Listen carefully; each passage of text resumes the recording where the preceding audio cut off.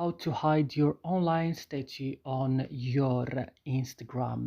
Hello everyone, welcome in this video. I will tell you how to do this because many people ask me to do this video, so just follow me in this video till the end. So the first things that you should do is to open your Instagram, of course. Then, as you know, it will open directly on your home page. So right now you will come to your profile page. When you click on your profile page, guys, what you should do, you have to come to this 3 point or 3 line and open your settings. So right now on your settings, you have to scroll down until you found this option, messages and story reply. And you have to click to the third option, show activity statue.